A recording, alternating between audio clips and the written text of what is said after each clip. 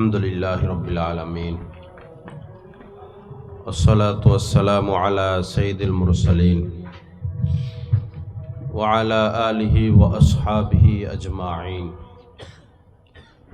व अशहदु अन ला इलाहा इल्लल्लाहु वहदहु ला शरीका लह व अशहदु अन्न मुहम्मदन अब्दुहु व रसूलुहु अम्मा बअद क़ाल नबी सल्लल्लाहु तआला अलैहि वसल्लम अद्दीनु अन्नसीहा औ कमा क़ाल अलैहि सलातु वस्सलाम वक़ाल रसूलुल्लाहि सल्लल्लाहु अलैहि वसल्लम ला तबाग़ज़ू वला तहासदू वला तदाबरू वला तक़ातऊ वकूनू इबादल्लाहि इख़वाना औ कमा क़ाल अलैहि सलातु वस्सलाम अल्लाहुम्मा सल्लि अला सय्यिदिना व मौलाना मुहम्मद व अला आलि सय्यिदिना व मौलाना मुहम्मद व बारिक व सल्लिम अस्तग़फिरुल्लाहल्लज़ी ला इलाहा इल्ला हुवल हय्युल क़य्यूम व अतूबु इलैहि रब्बि ज़िदनी इल्मा रब्बि ज़िदनी इल्मा रब्बि ज़िदनी इल्मा। আল্লাহ পাক জাল্লা জালালুহু আমাদের সবাইকে মাফ করে দেন। রব্বুল আলামিন আজকের এই মাহফিলকে কবুল করে নেন। সবাইকে কামিল হেদায়েত দান করেন। সবাইকে কোরআন সুন্নাহ মোতাবেক চলার তৌফিক দান করেন। এই এলাকার সকল নারীদেরকে মেয়েদেরকে শরঈ পর্দা করার তৌফিক দান করেন। লা ইলাহা ইল্লাল্লাহ লা ইলাহা ইল্লাল্লাহ লা ইলাহা ইল্লাল্লাহ। আমার ভাইরা, অল্প কিছু দিনই আমরা এই দুনিয়াতে থাকব। এখন মাটির উপরে, যে কোনো মুহূর্তেই মাটির নিচে চলে যাব। মাটির উপরে যতদিন আমরা থাকব, আমাদের একটু সুখের দরকার, শান্তির দরকার, নিরাপত্তার দরকার, রিজিকের দরকার, ইজ্জত সম্মানের দরকার। মাটির নিচে গেলেও সুখের দরকার, শান্তির দরকার, আরামের দরকার, রিজিকের দরকার। মাটির উপরে যা কিছু দরকার, মাটির নিচেও তাই দরকার। এসব কিছু রয়েছে দিন মানার মধ্যে। যদি দিন মোতাবেক চলি, আল্লাহ পাক জাল্লা জালালুহু অফুরন্ত রিজিক আমাদেরকে দিবেন। আমাদের যা চাহিদা, এর থেকেও আমাদেরকে রিজিক বেশি দিবেন। আমাদের চিন্তা ভাবনার বাহিরে আমাদেরকে রিজিক দিবেন। এবং মৃত্যুর পরেও যা যা দরকার সবকিছু আল্লাহ পাকই দিবেন। আমাদের কর্তব্য কি? দিন মোতাবেক চলা।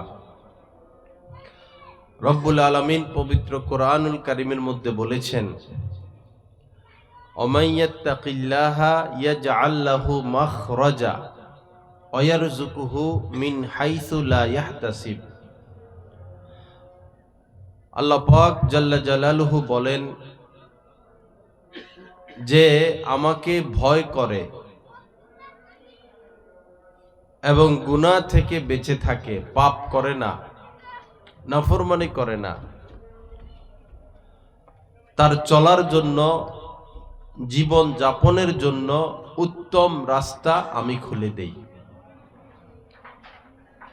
ওয়া ইয়ারযুকুহু মিন হাইসু লা ইয়াহতাসিব। এবং এমন এমন জায়গা থেকে তার জন্য রিজিকের ব্যবস্থা করি যেটা সে কল্পনাও করে না। করতে হবে কি?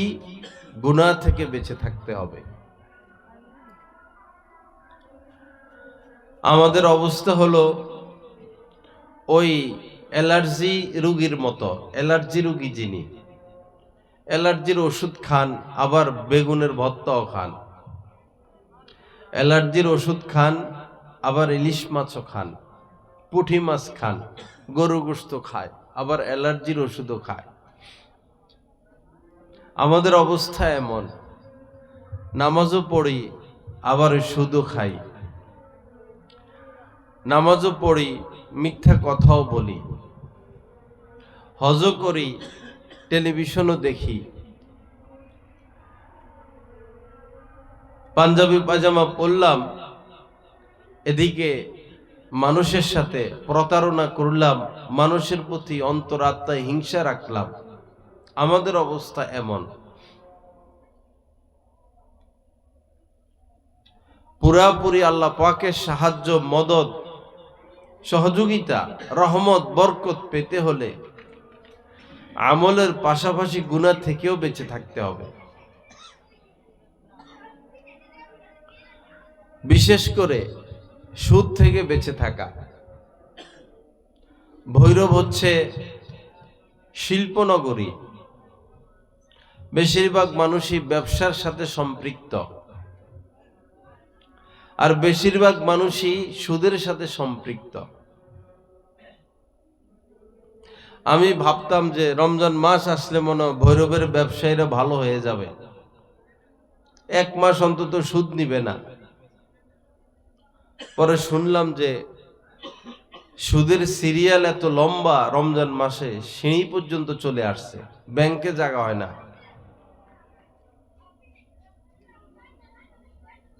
সুদের সাথে ইসলামের কোনো সম্পর্ক নাই, এবং সুদখোরদের দুনিয়াতেও জিল্লুতি, আখিরাতেও জিল্লুতি। পবিত্র কোরআনে রব্বুল আলামিন বলেছেন, দুনিয়াতে যারা সুদ খাবে কিয়ামতের দিন তারা ওই লোকের মতো উঠবে যাকে ভূতে ধরেছে।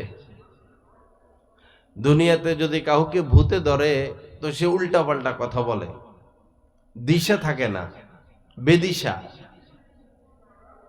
আল্লাহ পাকই বলেছেন যারা সুদ খায় এরা আখিরাতে কিয়ামতের ময়দানে ভূতে ধরা ব্যক্তিদের মতো উঠবে,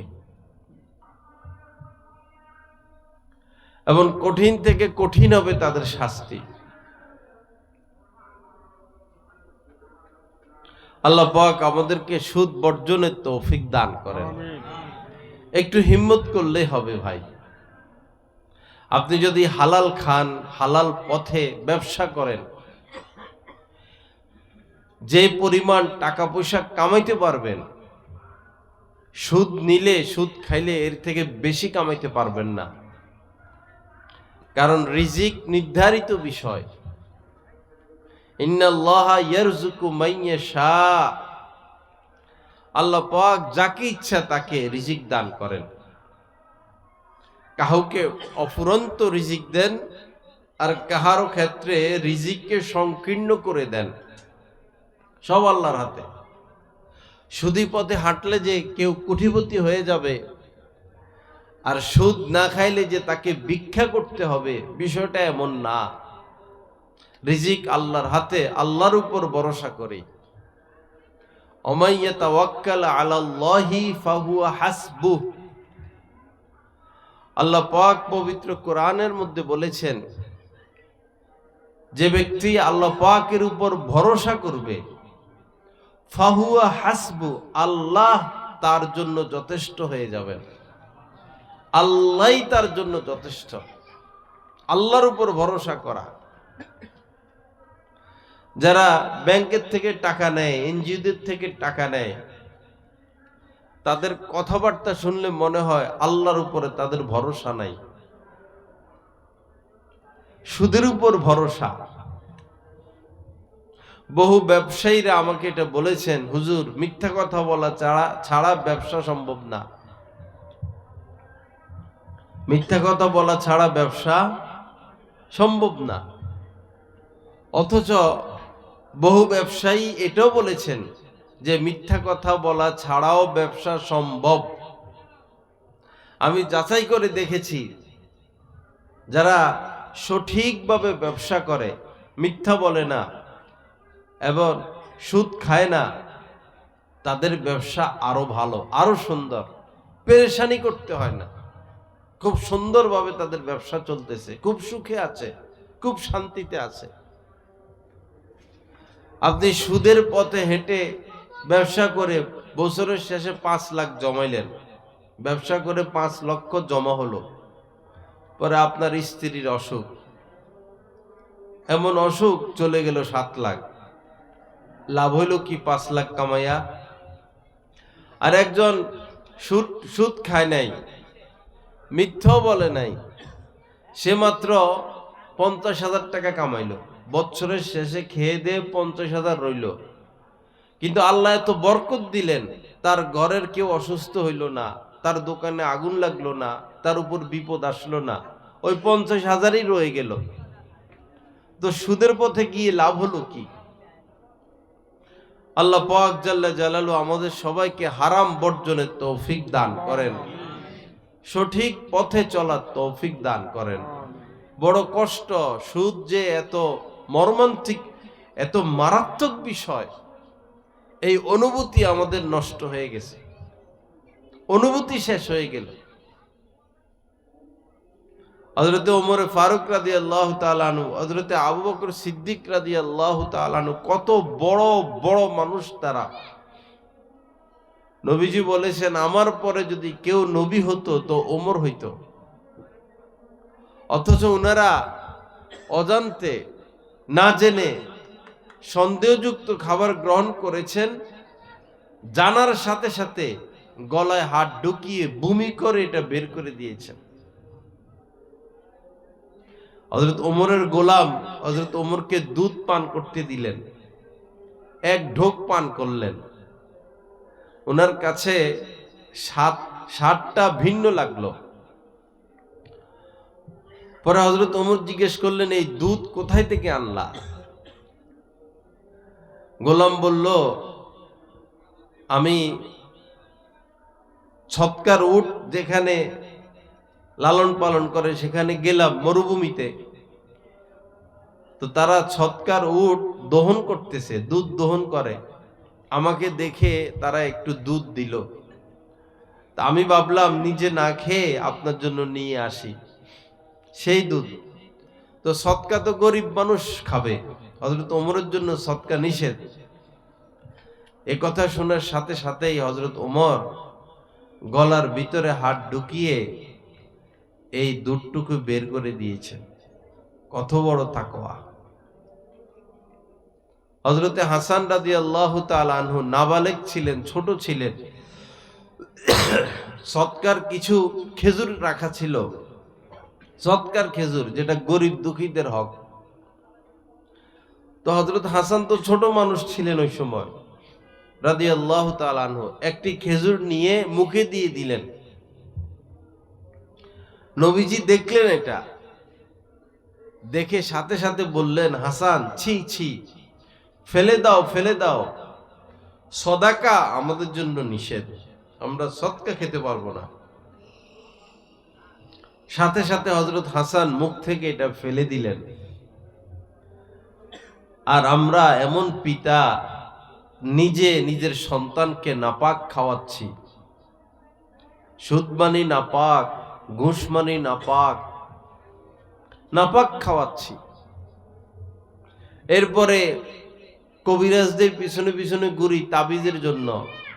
কি ব্যাপার, ছেলে কথা শুনে না, মেয়ে কথা শুনে না,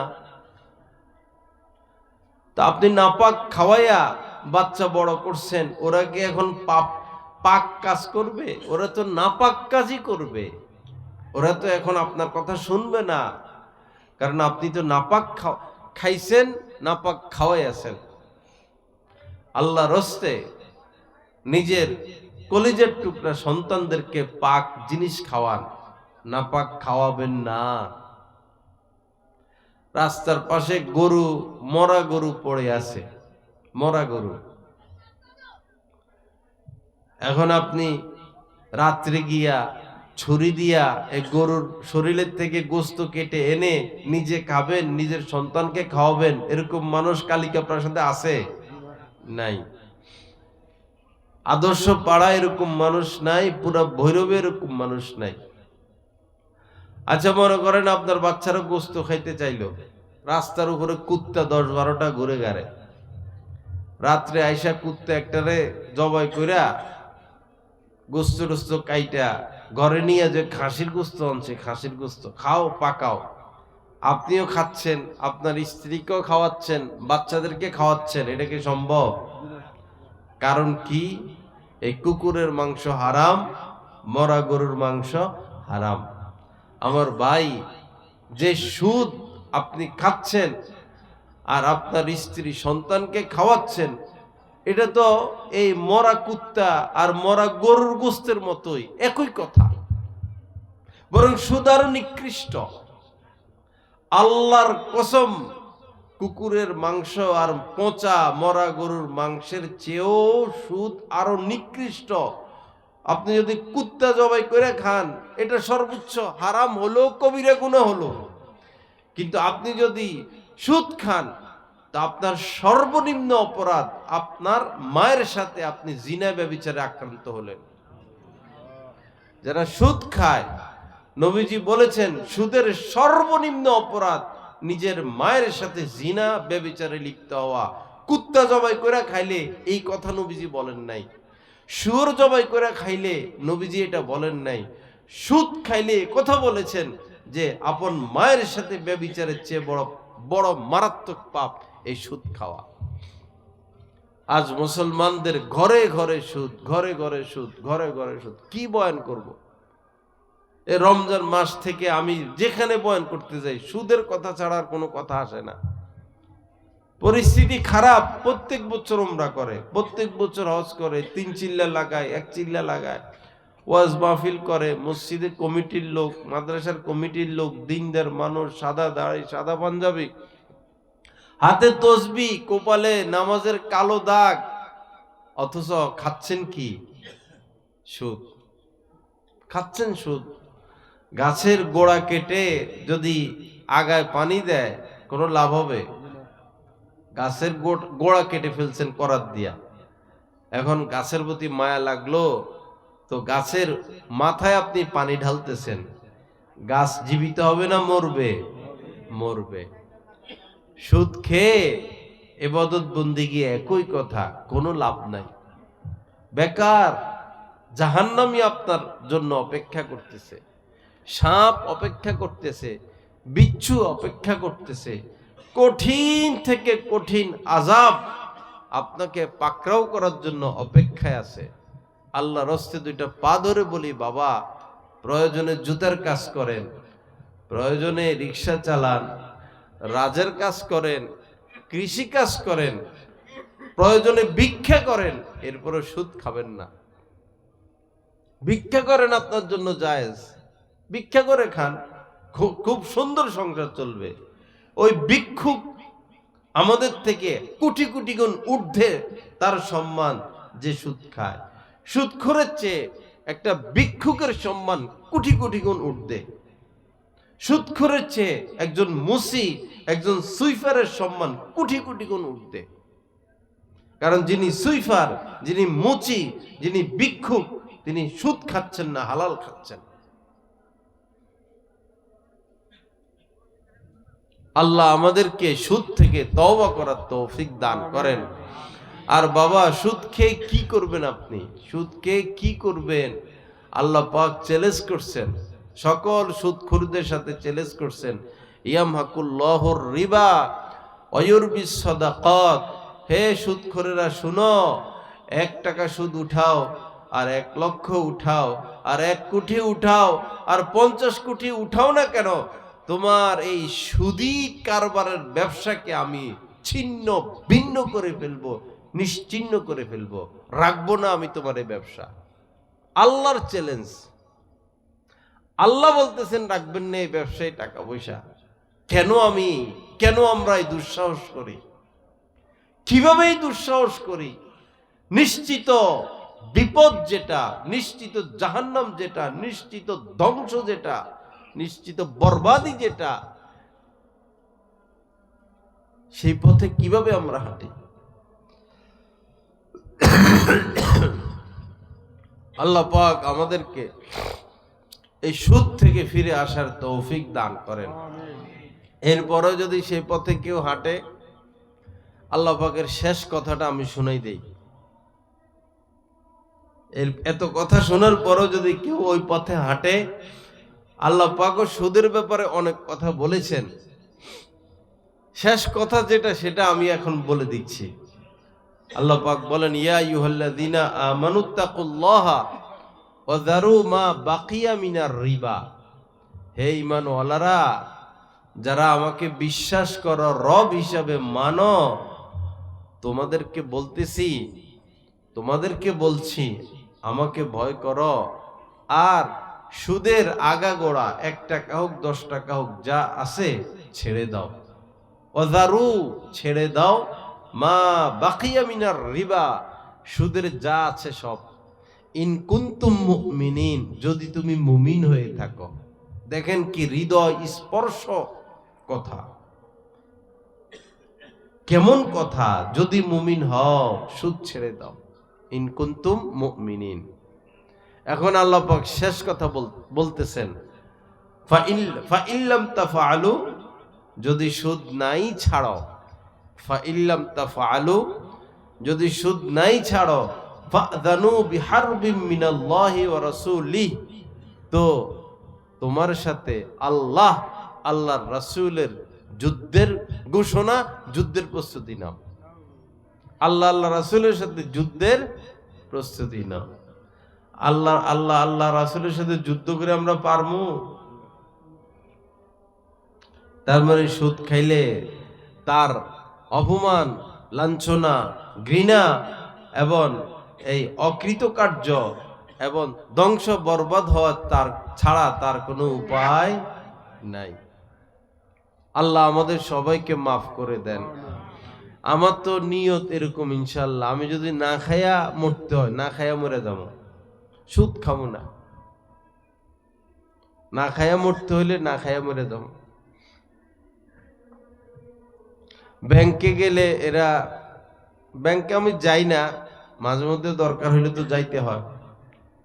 গেলে সম্মান করে, চা খাওয়াইতে চায়, এমন ভাবে ধরে, কি করবেন আপনি? হাত পা ধরবে যদি চা না খান।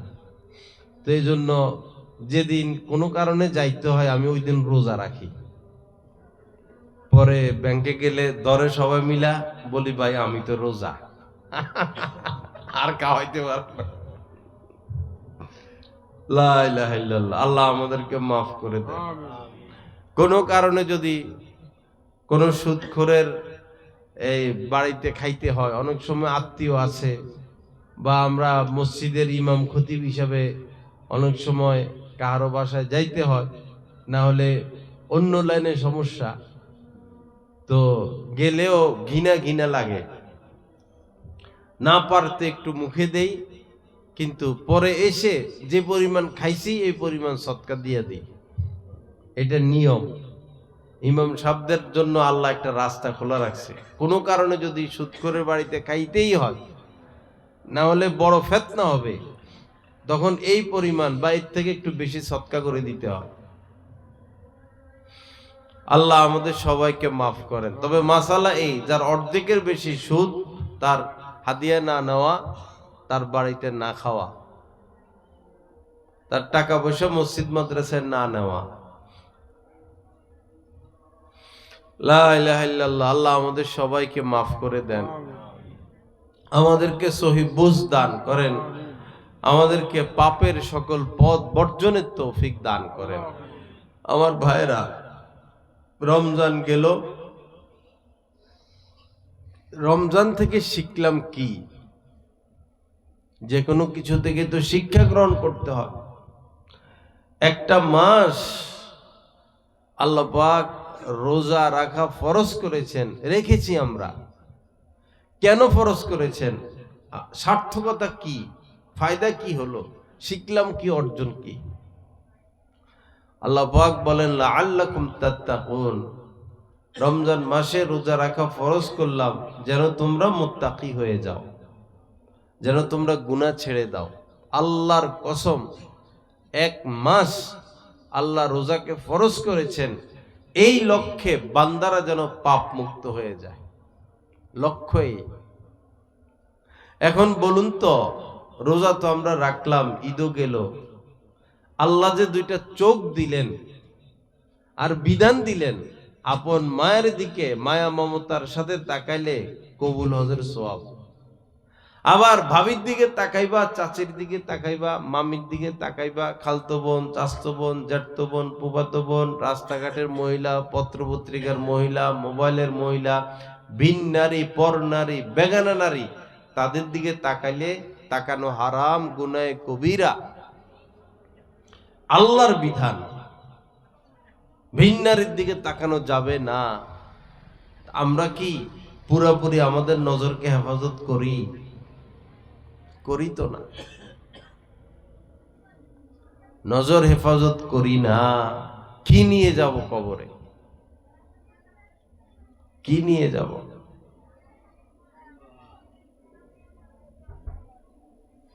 আল্লাহ আমাদেরকে হেফাজত করেন। আমার ভাই, এই জমিনের উপরে যে কয়দিন আছি, আমাদের একটু সুখের দরকার, শান্তির দরকার, আরামের দরকার। যার নজর খারাপ, ভিন নারী দেখে, যে গীবত করে, যার অন্তরাত্মা হিংসা, সে সুখ পেতে পারে না, তার সুখ নাই। সুখ শান্তি, সুখ শান্তি আল্লাহ পাক রেখেছেন আল্লাহ পাকের আনুগত্য করার মধ্যে। আলা বিযিকরিল্লাহি তাতমাইন্নুল কুলুব। আল্লাহ পাক বলেন, শোনো, তোমাদের মনের শান্তি, আসল শান্তি রেখেছি আমি আমার আনুগত্যের মধ্যে, আমার কথা শোনার মধ্যে, আমাকে মানার মধ্যে। আল্লাহকে মানব না, আল্লাহর এই জমিনের উপরে শান্তি পাবো না। বাংলাদেশে আমরা থাকি, স্বাধীন দেশ, সরকার আছে। এই দেশে যদি আপনি নিরাপদে থাকতে চান, সরকারকে মানতে হবে, সরকারি আইন মানতে হবে।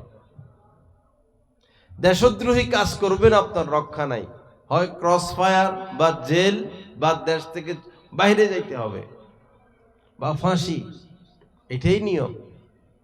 এই দেশে থাকতে হলে এই দেশের সরকারকে মানতে হবে। তদ্রূপ আসল সরকার আল্লাহ, এই জমিনের আসল মালিক আল্লাহ। এই জমিনের উপরে যদি সুখে থাকতে চাই, আল্লাহকে মানতে হবে, আল্লাহকে স্বীকার করতে হবে, আল্লাহ পাকের প্রতি কৃতজ্ঞ থাকতে হবে। আল্লাহর রাস্তে আসুন, আমরা আল্লাহকে মানি, দলাদলি ছেড়ে দেই। কি ওয়াহাবি, কি সুন্নি, এগুলো শয়তানি কথা। ওয়াহাবিও হওয়ার দরকার নাই, সুন্নি হওয়ার দরকার নাই, মুসলমান হয়ে যাই, মুসলমান হই। আপনি ওয়াহাবি হইলেন অথবা আপনি সুন্নি হইলেন, কিন্তু আপনি নামাজ পড়েন না, যাকাত দেন না, স্ত্রীকে পর্দা রাখেন না, বলুন তো আপনি জান্নাতে যেতে পারবেন? না। আর কেউ, কোনো ব্যক্তি ওয়াহাবিও করে না, সুন্নিও করে না, কিন্তু সে নামাজ পড়ে, রোজা রাখে, হালাল খায়, স্ত্রীকে পর্দায় রাখে, তার জান্নাতে যেতে কোনো বাধা আছে? কোনো বাধা নাই, কোনো বাধা নাই। আমরা বৈরববাসী এই ওয়াহাবি সুন্নি দলাদলি থেকে বের হয়ে চলে আসি। এটা এই দল আল্লাহ রাসূল গঠন করেন নাই। এই দলাদলি নবীজির জামানায় ছিল না, সাহাবাদের জামানায় ছিল না, 100 বছর আগেও ছিল না। এই অল্প কিছুদিন আগে এগুলো বাইর হয়েছে, কিছু খারাপ মানুষ এগুলো বাইর করছে। আমরা মুসলমানরা যেন এক হয়ে থাকতে না পারি। আসুন ভাইরা, মুসলমান হয়ে যাই। শুরুতে আমি একটা হাদিস শরীফ পাঠ করেছি। নবীজি বলেন, আদ-দীন ওয়ান নসিহা। দিন কি? নবীজি বলেন, দিন মানে হচ্ছে সকল মুসলমানের প্রতি আন্তরিক হওয়া। সকল মুসলমানের প্রতি কি হওয়া? আন্তরিক হওয়ার নাম দিন। আপনার পাশের ঘর, তার আয় রোজগার ভালো, বিল্ডিংয়ে থাকে, আপনি থাকেন টিনের ঘরে। আপনি মুসলমান হিসাবে তার প্রতি আপনাকে আন্তরিক থাকতে হবে, কিন্তু আপনি তার প্রতি হিংসা রাখেন। তার ধ্বংস হোক, তার বরবাদি হোক, তার ব্যবসা খারাপ হোক, তার অসুখ বিসুখ হোক, তার অশান্তি কামনা করেন, অকল্যাণ কামনা করেন। বলুন তো আপনার মধ্যে কি দিন আছে? নাই। সকল মুসলমানের প্রতি যখন হিতাকাঙ্ক্ষী হতে পারবো, আন্তরিক হতে পারবো, তখন আমার আপনার মধ্যে দিন আসলো। অর্থাৎ অন্তর থেকে হিংসা দূর করা, বিদ্বেষ দূর করা, দুশ্মনী দূর করা, সকল মুসলমানকে ভালোবাসা। আল্লাহ আমাদেরকে তৌফিক দান করেন, সকলের প্রতি ভালোবাসা পোষণ করার তৌফিক দান করেন। এক মুসলমানের উপর আরেক মুসলমানের কিছু হক আছে, আবশ্যকীয় কর্তব্য এই হকগুলো পালন করা। যেমন অসুস্থ হলে দেখতে যাওয়া, অসুস্থ হলে দেখতে যাওয়া। আমি রমজানের শুরুতে অসুস্থ ছিলাম, প্রায় 3-4 দিন শোয়া, জ্বর। আমার তো মাশাআল্লাহ বৈরবে বক্তবিন্দুর অভাব নাই, আমার একজন মানুষও দেখতে গেল না। দেখেন, তা আমারে কেউ দেখতে গেল না, তো অন্য মানুষরা কে দেখতে আসবে? এমনি ওয়াজ মাহফিলে গেলে কোথাও গেলে মোসাফা করতে করতে দান শেষ, দোয়া করেন, দোয়া করেন, এই দোয়া, এই দোয়া, ওই দোয়া, সারাদিন শুধু দোয়াই চায়। অসুস্থ হয়ে যে 3 দিন শুয়ে রয়েছি, ওই সময় তো আমার জন্য দোয়া করা দরকার ছিল, কোনো আল্লাহর বান্দা তো গেল না। এক মুসলমানের উপরে আরেক মুসলমানের হক এটা, ওয়া ইয়াদাতুল মারিজ, অসুস্থকে দেখতে যাওয়া, অসুস্থকে দেখতে যাওয়া। আপনার পাশের ঘর বা পাশের গ্রামের কেউ বা আত্মীয়ের মধ্যে কেউ অসুস্থ হলে দেখতে যাবেন ভাই, এটা দায়িত্ব। আমাদের গাছতলা এলাকার 3 জন বন্ধু ছিল, 3 জন বন্ধু, তো খুব বন্ধু তারা। একজন অসুস্থ হয়ে গেছে, ব্রেন স্ট্রোক করে প্যারালাইসিস, অসুস্থ, সারাদিন শুয়ে থাকে। পরে 7-8 বছর হয়েছে মনে হয় এইভাবে শোয়া, সে মারা যায় না। ওরা 2-3 দিন আগে তার এক বন্ধু গেল আমার রুমে, তো জিজ্ঞেস করলাম আপনাদের অমুক লোক তো অসুস্থ, কি খবর, দেখতে যান? সময় পাই না, সময় পাই না। সুস্থ থাকতে একসাথে চলাফেরা, বন্ধু, জানের জান প্রাণের প্রাণ, জানের জান প্রাণের প্রাণ।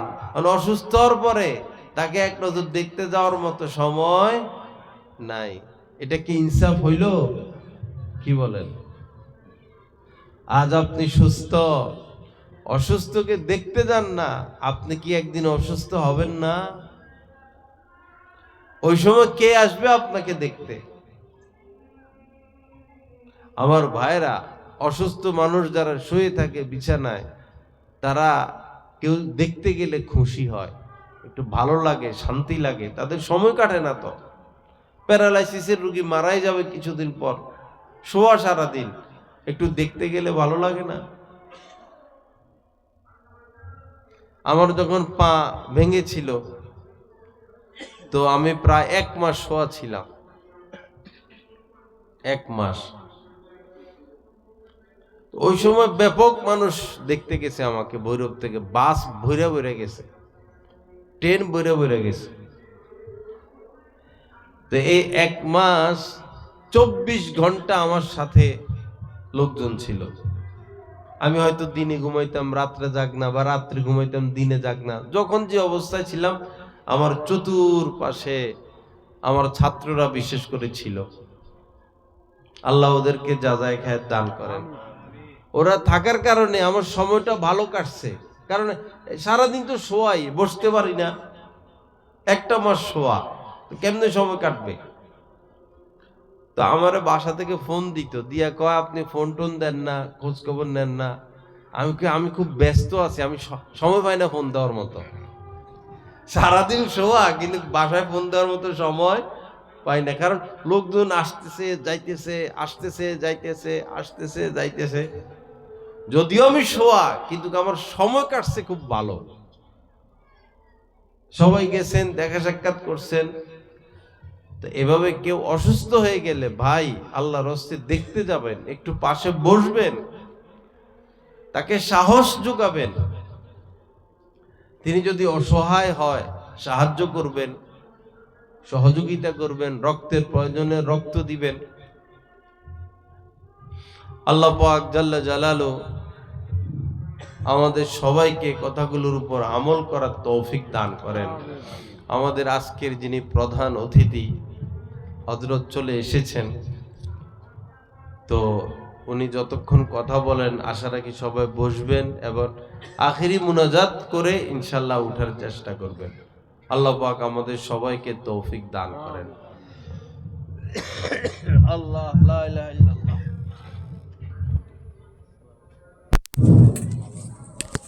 আলহামদুলিল্লাহ, সুম্মা আলহামদুলিল্লাহ। আজকে যিনি আমাদের প্রধান অতিথি, প্রধান আকর্ষণ, আমাদের মাঝে উপস্থিত হয়েছে, এখন আপনাদের সম্মুখে কোরআন এবং হাদিস থেকে মূল্যবান বয়ান পেশ করবেন হযরত মাওলানা মুফতি আবুল হাসানাত ফরিদি সাহেব, ঢাকা। হযরতকে হযরতের মূল্যবান বয়ান পেশ করার জন্য সুবিনয় অনুরোধ করছি।